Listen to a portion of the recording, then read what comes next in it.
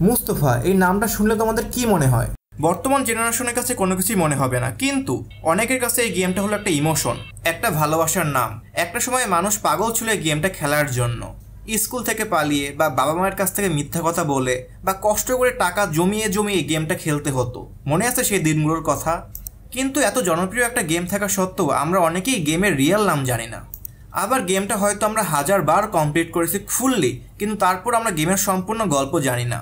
এরকম মানুষ অনেক আছে, যার মধ্যে আমিও একজন। বন্ধুরা, আজকে আমরা জানবো ক্যাডিল্যাক্স অ্যান্ড ডাইনোসর উরুফে মুস্তফা গেমের সম্পূর্ণ গল্প। কিন্তু ভিডিওটা শুরু করার আগে ছোট্ট একটা রিকোয়েস্ট, যে ভিডিওটা অবশ্যই লাইক করো এবং কমেন্টে বলো তোমাদের জীবনের প্রথম গেমের নাম কি। যেরকম আমার জীবনের প্রথম গেমের নাম হচ্ছে কন্ট্রা। তো বন্ধুরা, অনেক কথা ফেললাম, তো বেশি কথা না বলে লেটস স্টার্ট দ্য সুপার ফ্রিকশনস।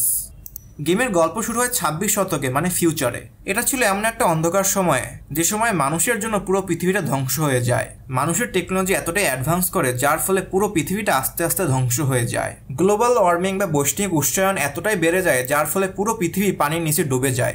এমনকি এ সময় মানুষরা তৃতীয় বিশ্বযুদ্ধ করে, আর এই যুদ্ধটি করা হয়েছিল নিউক্লিয়ার বোমার সাহায্যে, যার ফলে পুরো পৃথিবীতে ধ্বংস হয়ে যায়। প্লাস নিউক্লিয়ার রেডিয়েশনের জন্য পৃথিবীর ভূগর্ভ থেকে আবারও ডাইনোসরের জন্ম হয়।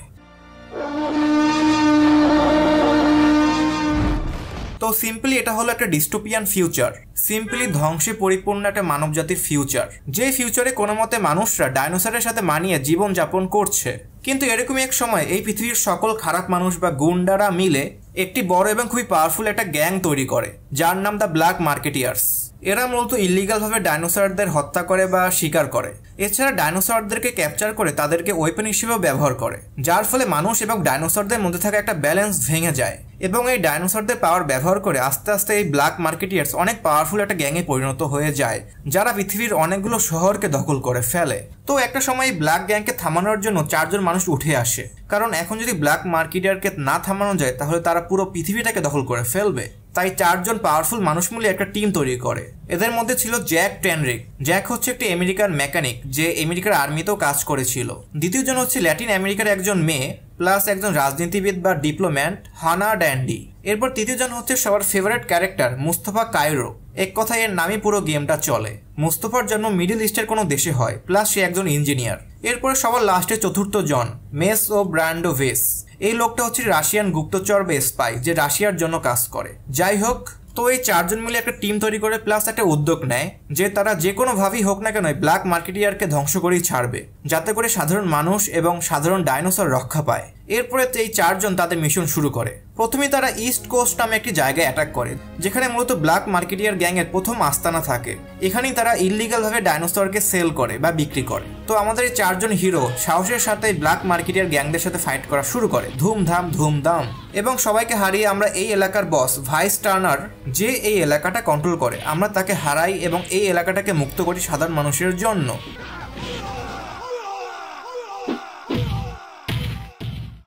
এরপরে ভাইস টার্নার হেরে যাওয়ার পরে আমাদের ব্ল্যাক মার্কেটিয়ার্সের সেকেন্ড বসের নাম এবং লোকেশন বলে বুচার বা কসাই, যে ইল্লিগালভাবে ডাইনোসরের মাংস সেল করে বা বিক্রি করে। এরপর আমরা সেই লোকেশন বা সেই জঙ্গলে যাই যেখানে বুচার আছে। আমরা বুচারের সকল লোকদেরকে মারি।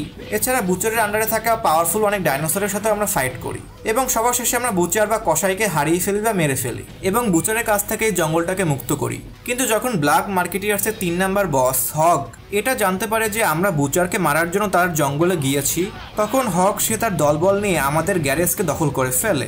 আমাদের বলতে মানে জ্যাকের গ্যারেজকে দখল করে ফেলে। এরপর জ্যাক তার দলবল নিয়ে তার গ্যারেজকে মুক্ত করতে যায়। জ্যাক তার গাড়ির সাহায্যে খুব ইজিলি সকল এনিমিদেরকে মেরে ফেলেছিল, কিন্তু হঠাৎ ব্ল্যাক মার্কেটিয়ার্সের 3 নাম্বার বস হগ এসে পড়ে তার পাওয়ারফুল বাইকের মাধ্যমে।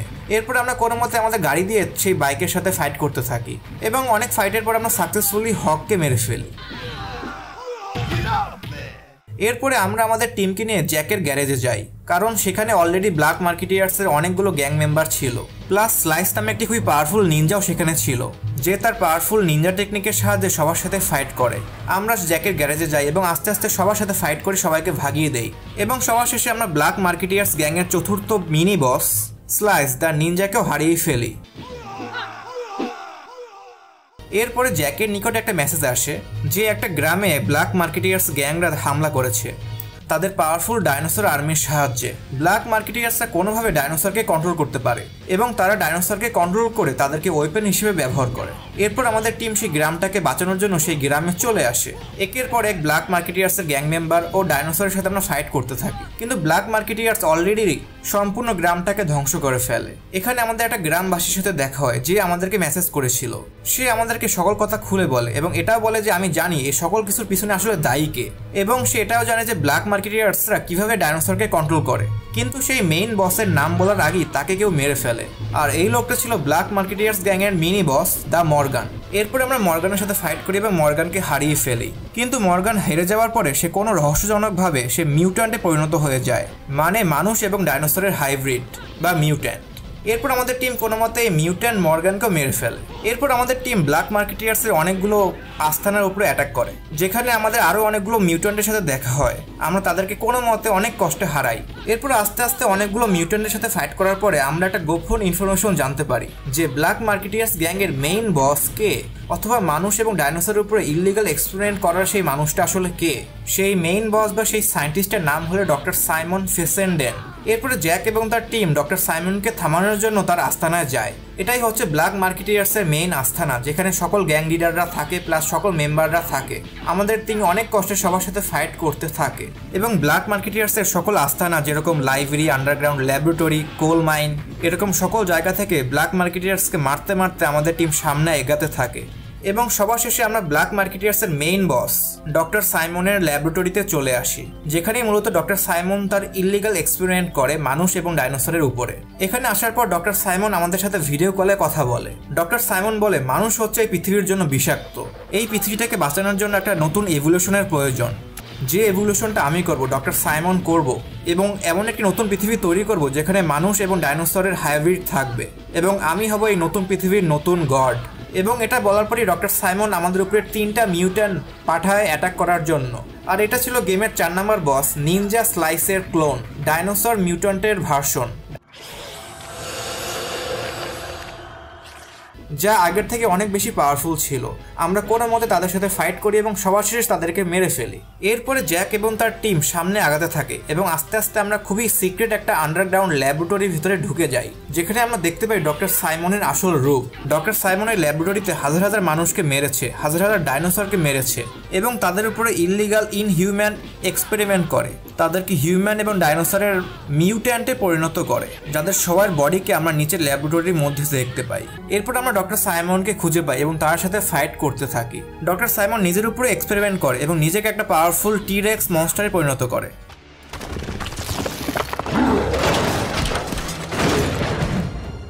টি-রেক্স, ডাইনোসর এবং হিউম্যানের হাইব্রিড। তারপরে আমাদের টিম ডক্টর সাইমনের সাথে ফাইট করে এবং কোনো মতে ডক্টর সাইমনকে মেরে ফেলে, কিন্তু হঠাৎ ডক্টর সাইমনের মধ্যে আবারও মিউটেশন শুরু হয় এবং দেখতে দেখতে ডক্টর সাইমন একটা 3 মাথাওয়ালা মিউট্যান্ট ডাইনোসরে পরিণত হয়ে যায়। তো এরপর এখানে একটা খুবই বড় ফাইট শুরু হয়, একদম বাংলা সিনেমার লাস্ট ফাইটের মতন, যেখানে সকল হিরোরা মেইন বসের সাথে ফাইট করে এবং আমাদের টিম অনেক কষ্টে ডক্টর সাইমনকে হারায়। কিন্তু মারা যাওয়ার আগে ডক্টর সাইমন বলে আমি হেরে গেলাম, বাট তোমরাও বাঁচবে না। এটা বলার পর সে একটা সেলফ ডিস্ট্রাকশন বাটনে ক্লিক করে, যার ফলে পুরো আন্ডারগ্রাউন্ড ফ্যাসিলিটির ভিতরে ভূমিকম্প আসতে থাকে, মাটি কাঁপা শুরু করে, আকাশ কাঁপা শুরু করে। আমাদের টিম বুঝতে পারে যে আমাদের এখান থেকে পালাতে হবে, তা না করলে ল্যাবরেটরির সাথে আমরাও ধ্বংস হয়ে যাব। এরপরে জ্যাক এবং তার টিম সেখান থেকে দৌড়ে পালাতে থাকে, কিন্তু পালানোর সময় জ্যাকের গার্লফ্রেন্ড হানা ভুল করে পা পিছলে সেখানে পড়ে যায় এবং জ্যাকও তাকে বাঁচানোর জন্য সেখানেই থেমে যায় এবং তারা দুজনই ধ্বংসস্তূপের মধ্যে পড়ে যায়। আর অন্যদিকে মুস্তফা এবং মেস কোনো মতে সেখান থেকে পালাতে সক্ষম হয়। এরপরে তারা দুজনেই মনে করে হয়তো জ্যাক এবং হানা সেই ধ্বংসস্তূপে মারা যায়। তারা দুজনেই দুঃখ প্রকাশ করে এবং তারা বলে যে আজকে পৃথিবীটা ব্ল্যাক মার্কেটিয়ার্সের গ্যাং থেকে মুক্তি পেল, কিন্তু এটা দেখার জন্য জ্যাক এবং হানা আর বেঁচে নেই। এরপর তারা মন খারাপ করে সেখান থেকে চলে যায়, কিন্তু যাত্রাপথে মুস্তফা ক্যাডিলাস গাড়ির আওয়াজ পায়